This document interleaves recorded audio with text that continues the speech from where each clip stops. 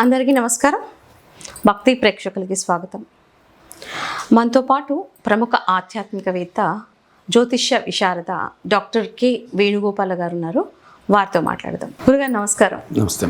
గురుగారు, జ్యోతిష్య పరంగా కుజదోషం అంటే ఏంటి? చాలామంది అంటుంటారు కుజదోషం అనగానే పెళ్ళిళ్ళు సరిగ్గా అవ్వవు, చాలా ఇబ్బందులు పాలవుతూ ఉంటాయి అంటారు. అంటే కుజదోషం వల్ల ఎటువంటి ఇబ్బందులు కలుగుతాయి? అసలు కుజదోషం అంటే ఏంటి?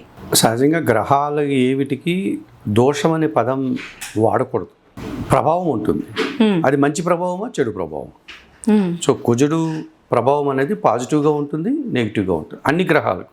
అయితే మనకు చాలా గ్రహాలు ఉన్నప్పటికీ మన ప్రాచీన జ్యోతిష్ శాస్త్రాన్ని అధ్యయనం చేసినటువంటి ఋషులు మహర్షులంతా కూడా ఈ జ్యోతిష్ శాస్త్రవేత్తలు 9 గ్రహాలని ప్రామాణికంగా తీసుకున్నారు. రవి, చంద్ర, కుజ, బుధ, గురు, శుక్ర, శని, రాహుకేతువులు ఛాయాగ్రహాలు. సో 7 గ్రహాల్లో కుజుడు కూడా ఒకడు. ఈ కుజగ్రహం కూడా మనం ఒకవేళ ఈ గ్రహ కుటుంబం అనుకుంటే సూర్య భగవానుడు ఆ కుటుంబానికి యజమాని అనుకున్నాం. చంద్రుడు తల్లి లాంటివాడు. మన ఇంట్లో నాన్నగారు అంటే నెక్స్ట్ అమ్మ అనుకున్నాం. అలాగే రాజ్యంలో అయితే సూర్యుడు రాజు అవుతాడు, చంద్రుడు రాణి అవుతుంది కదా. అట్లాగే ఈ కుజుడు సైన్యాధ్యక్షుడు. వీనికి అంత వాల్యూ ఇచ్చారు. ఎందుకంటే వేడి తత్వాన్ని కలిగి ఉంటాడు. సూర్యుడి కంటే ఎక్కువ, సూర్యగ్రహానికంటే ఎక్కువ వేడి తత్వం. అందుకే కుజగ్రహానికి ఎరుపు రంగుని మన వాళ్ళు ఆపాదించారు. ఆ వేడి తత్వం ఉంది కనుక కోపం అధికంగా ఉంటుంది, ధైర్య సాహసాలు ఉంటాయి అతనికి. సైనికుడు, సైన్యాధ్యక్షుడు అంటేనే ధైర్య సాహసాలు, యుద్ధాన్ని చేయగలిగిన సామర్థ్యం ఉన్నటువంటి వాళ్ళు, ఆ పోరాట పటిమ ఉంటుంది వాళ్ళకి. మనం బాగా ఇప్పుడు సమాజంతో మనం దేశాలు లేవు గనక ఆలోచిస్తే పోలీస్ అధికారులు, ఆర్మీ అధికారులు, మామూలు మన కుటుంబంలో డ్రైవింగ్ చేయాలంటే ధైర్యం ఉండాలి. ఏదైనా గొడవలకు ముందుకెళ్ళాలంటే ఇప్పుడు ఒక్కోసారి కొన్ని విషయాలమ్మ మనం పనిచేసే కార్యాలయంలో కానీ ఇంట్లో కూడా ఏదైనా మనకు నచ్చనిది జరిగితే వెంటనే మనము ఇది తప్పు అని చెప్పే ధైర్యం ఉండాలి కదా. ఒకసారి పెద్దవాళ్ళు కూడా తప్పు చేసి ఉండొచ్చు, పిల్లలకి ధైర్యం ఉండదు. అమ్మనో నాన్ననో అన్ననో భయం ఉంటుంది కదా. ఆ భయం లేకుండా ధైర్యంగా మాట్లాడగలిగేటువంటి శక్తి కుజునికి ఉంటుంది. సో ఇది కుజ ప్రభావం. సరే, మన వాళ్ళు ఏం చేశారంటే దీన్ని మీరు అన్నట్టుగా పెళ్ళిళ్ళప్పుడు మాత్రమే కుజ దోషం ఉంది అంటే ప్రభావం అనకుండా వాళ్ళు దోషం అని ఆపాదించేశారు. అది అబ్బాయిలకి ఉండొచ్చు, అమ్మాయిలకి ఉండొచ్చు. మన రాశి చక్రంలో ఈ కుజగ్రహం ఎక్కడ ఒక చోట ఉండాలి కదా. మన లగ్నంలో ఉండొచ్చు, ద్వితీయంలో ఉండొచ్చు, తృతీయంలో ఉండొచ్చు కదా. కొన్ని చోట్ల ఎక్కువ ప్రభావం చూపుతాడు. పాజిటివ్గా ఉంటుంది, నెగిటివ్గా ఉంటుంది. మీకు ఉదాహరణకి ఎవరో ఒకరు రాశి చక్రంలో లగ్నంలో కుజుడు ఉన్నాడు.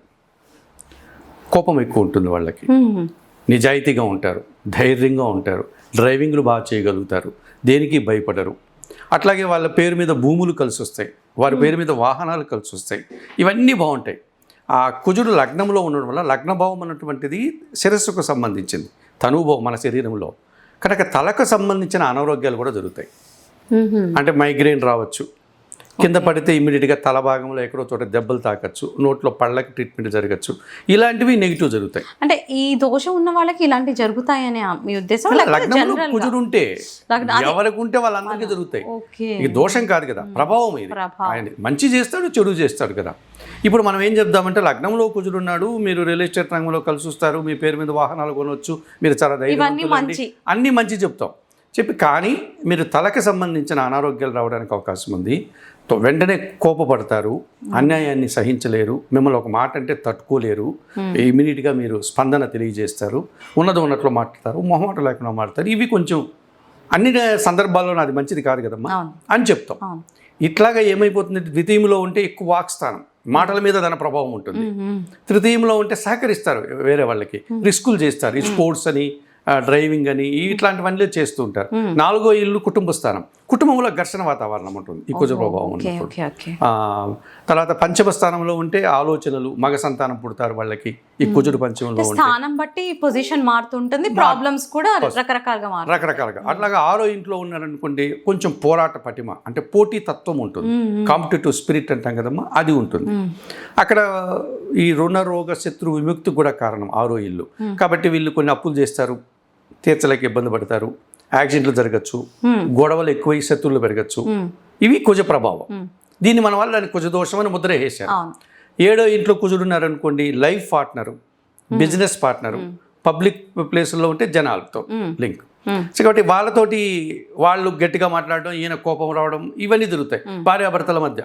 ఎందుకంటే లగ్నం ఈయనైనప్పుడు సప్తమం భార్య అవుతుంది, లేకపోతే లగ్నం ఈమైనప్పుడు సప్తమం భర్త అవుతాడు. వీళ్ళిద్దరి మీద గొడవలు వస్తాయి, గట్టిగా మాట్లాడుకోవడం. అయితే గురుగారు ఇక్కడ ఒక ప్రశ్న ఏంటంటే, కుజదోషం ఉన్న వాళ్ళకి కుజదోషం ఉన్న వాళ్ళనే ఇచ్చి చేయాలా అని చాలా మంది అని చెప్తూ ఉంటారు. ఇప్పుడు జాతకాలు చాలా మంది చెప్తుంటారు ఆస్ట్రాలజీలో. నిజంగానే కుజదోషం ఉన్న వాళ్ళకి కుజదోషం ఉన్న వాళ్ళతో చేయొచ్చా? వేరే వాళ్ళకి ఇచ్చి చేస్తే వీళ్ళ సఖ్యతగా ఉండలేరా? చేయకూడదు కదమ్మా. ఇప్పుడు ఒక అమ్మాయికి లగ్నం ఏదో ఉన్నారు, సింహలగ్నం ఏదో ఉన్నారు, ఆమెకే అనుకున్నాం. ఆ అమ్మాయికి సింహలగ్నం, సప్తమ భావంలో కుంభరాశిలో కుజుడు ఉన్నాడు, అంటే 7వ ఇంట్లో కుజుడు ఉన్నాడు. సో భర్తతో గొడవలు వస్తాయి. ఈ పైగా సింహలగ్నం, లగ్నాధిపతి రవి, ఈగోయిస్టు, కోపం ఉంటుంది. సో ఈ అమ్మాయి తగ్గదు, అతను తగ్గడు. ఇప్పుడు కుజదోషం ఉండే అబ్బాయిని వెతికామమ్మ, వాడికి లగ్నంలో కుజుడు ఉంటాడు, లేకపోతే ద్వితీయంలో కుజుడు ఉంటాడు, లేక వాడికి సప్తంలో కుజుడు ఉంటాడు, వాడిని తెచ్చి కట్టాం. ఇప్పుడు వీళ్ళు చెప్పేది ఏంటి? కుజదోషం ఉన్న అంటే వాళ్ళ భాషలో కుజ ప్రభావం, మన భాషలో కుజ ప్రభావం ఉన్న అమ్మాయికి కుజ ప్రభావం ఉన్న అబ్బాయిని కట్టాము.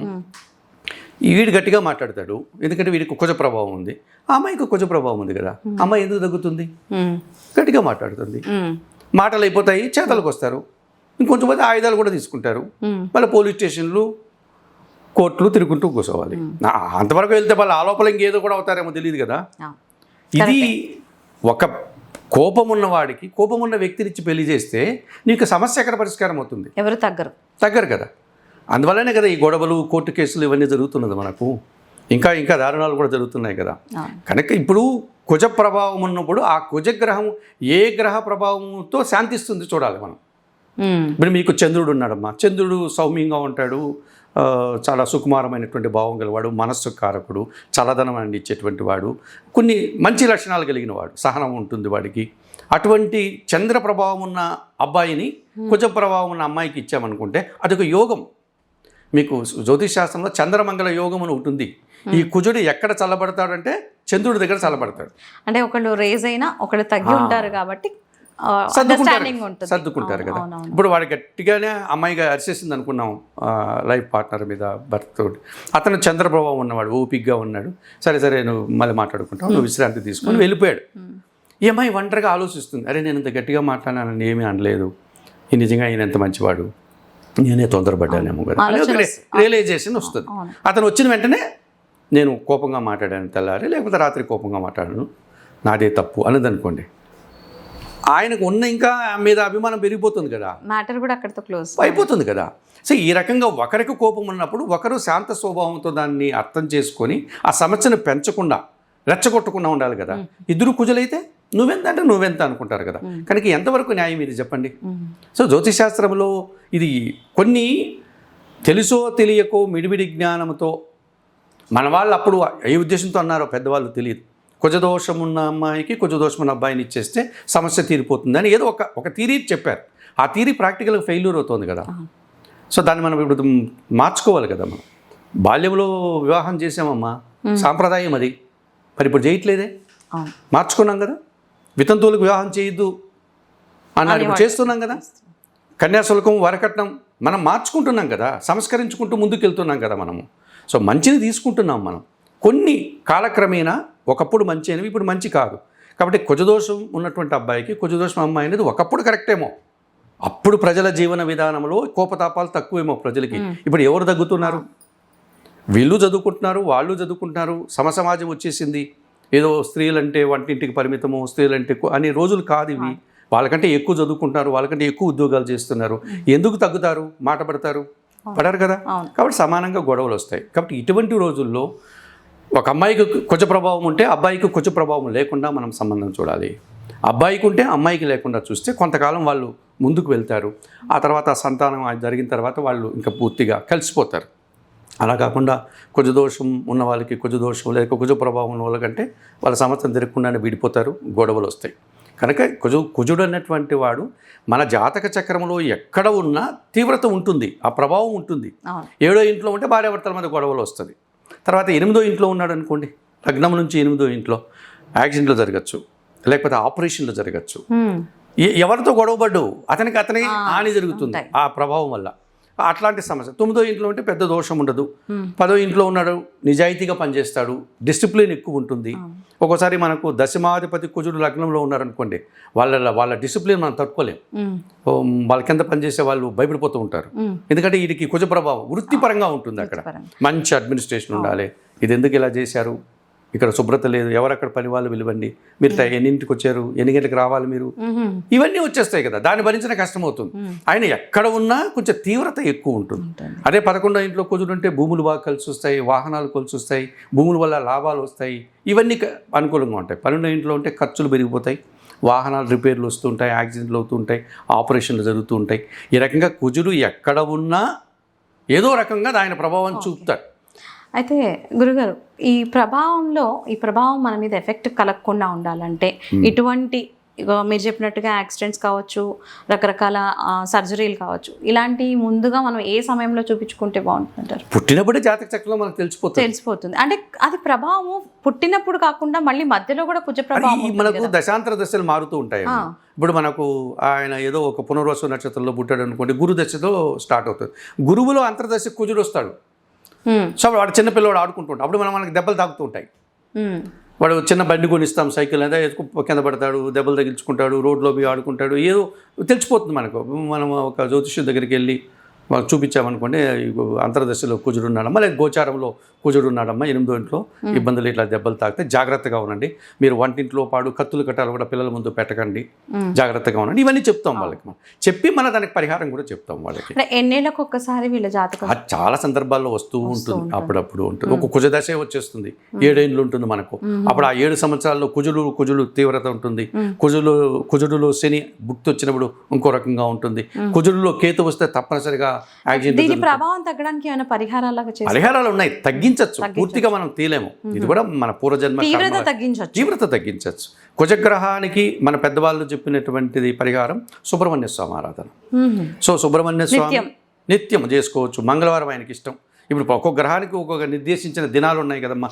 కుజగ్రహానికి మంగళవారం, ఆయన మంగళుడు అని కూడా పిలుస్తాం కదా మనము, కాబట్టి మంగళవారం ఆయనకి శ్రేష్టమైంది.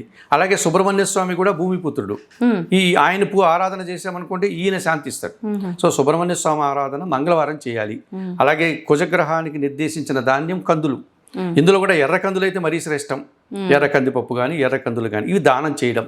తర్వాత ఎర్రటి రంగంటే ఇష్టం ఈ కుజుడికి, కాబట్టి ఎర్రటి పూలతో ఆయన అలంకరించడం, మందారం, గులాబీ వాటి పూలమాలలు వేయడం, లేకపోతే ఆయన కుంకుమ నీళ్ళతో అభిషేకం చేయడం. ఈ కుజగ్రహానికి, కుజుడికే చేయాలనుకుంటే కుజగ్రహానికి కుంకుమ నీళ్ళతో అభిషేకం చేసి మళ్ళా శాంతించడానికి, దోషం పోవడానికి చందనపు నీళ్ళు, పాలతోనూ పసుపు నీళ్ళతోనూ చేసామనుకోండి కొంతవరకు దోష నివారణ జరుగుతుంది. ఆలయాల్లో కూడా చేయించుకోవచ్చు చేసేవాళ్ళు ఉంటే. లేకపోతే మామూలు పాలతో అభిషేకం చేసి, ఆయనకి బోల్డన్ని స్తోత్రాలు ఉన్నాయి కదా సుబ్రహ్మణ్య స్వామికి. సుబ్రహ్మణ్య స్వామి భుజంగ స్తోత్రం, సుబ్రహ్మణ్య కరావలంబ స్తోత్రం, సుబ్రహ్మణ్యాష్టకం, ఇవన్నీ మనం చదువుకోవచ్చు. సుబ్రహ్మణ్య స్వామి ఆరాధన చేస్తుంటే కుజదోషం నుంచి తగ్గుతారు. రియల్ ఎస్టేట్లో బాగా నష్టాలు వస్తున్నారమ్మా, సుబ్రహ్మణ్య స్వామి ఆరాధన చేయండి అన్నాం అనుకోండి, వాళ్ళు నిరంతరం సుబ్రహ్మణ్య స్వామికి ఆరాధన చేస్తుంటే ఆ దోషం తగ్గుతుంది. నష్టాలు, వివాదాలు, కోర్టు కేసులు అవి ఏదైనా ఉంటే తగ్గుతాయి. యాక్సిడెంట్లు జరుగుతూ ఉంటాయి తరచుగా వాళ్ళకి. ఈ కుజగ్రహానికి పూజ చేయండి అంటే కుజ ప్రభావం తగ్గడం వల్ల, సుబ్రహ్మణ్య స్వామికి ఆరాధన చేయడం వల్ల వారు ఆ వాహన ప్రమాదాల నుంచి తప్పించుకుంటారు. మీరు అన్నట్టుగా అనారోగ్యాలు, ఆపరేషన్లు ఇవి తగ్గించుకుంటారు. భార్యాభర్తల మధ్య గొడవలు ఎక్కువైనప్పుడు ఎవరికో ఒకరికి కుజ ప్రభావం ఉంటుంది, ఇద్దరికి ఉంటే ఇంకా తీవ్రత అవుతుంది. అప్పుడు మనం వాళ్ళ సుబ్రహ్మణ్య స్వామిని ఆరాధించండి, సుబ్రహ్మణ్య స్వామి కళ్యాణం చూడండి. మనకు చాలా ఉన్నాయి సుబ్రహ్మణ్య స్వామి ఆలయాలు. ఆయన పేరే షణ్ముఖుడు, ఆర్ముఖుడు. తమిళనాడులో 6 ప్రత్యేకమైన గుళ్ళు ఉన్నాయి ఆయనకి. ఆ గుళ్ళన్నీ మనం చూడమని చెప్పచ్చు. ఇవి చేసుకుంటూ పోతే తప్పకుండా కుజ ప్రభావం నుంచి బయటపడతారు. తర్వాత మీరన్నది కుజ ప్రభావం ఉన్నటువంటి వ్యక్తికి ఏ చంద్ర ప్రభావమో, ఏ గురు ప్రభావమో, ఏ శుక్ర ప్రభావమో, మంచి గ్రహం ఏదైనా ఉంటే అటువంటి ఏ బుధ ప్రభావమో ఉన్నవాడిని ఇచ్చి చేసామనుకోండి, ఈ అబ్బాయికి ఆ అమ్మాయిని, ఆ అమ్మాయికి అట్లా చేస్తే కొంత వాళ్ళ సామరస్యంగా ముందుకు వెళ్తారు. అలా కాదు కుజగ్రహం ఉన్నటువంటి అమ్మాయికి కుజగ్రహం ప్రభావం ఉన్న అబ్బాయినే చేస్తే మంచిది అనే పాత మాటను పట్టుకొని మనం చేస్తే ఇద్దరి చేతికి కత్తులు ఇచ్చినట్టే, అది ఇంకా తీవ్రత ఎక్కువ అవుతుంది.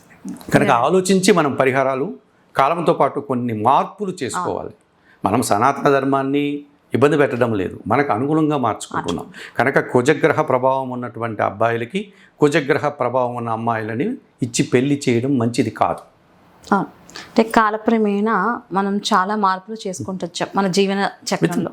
అయితే ఇందులో కూడా మీరు చెప్పినట్టుగా జ్యోతిష్యంలో కూడా ఏది మంచిది ఏది చెడు అనేది చూసుకొని చేసుకోవడం వల్ల చాలా మంచి ఫలితాలు ఉంటాయి. నిజంగా చాలా బాగా చెప్పారు గురుగారు, ధన్యవాదాలు.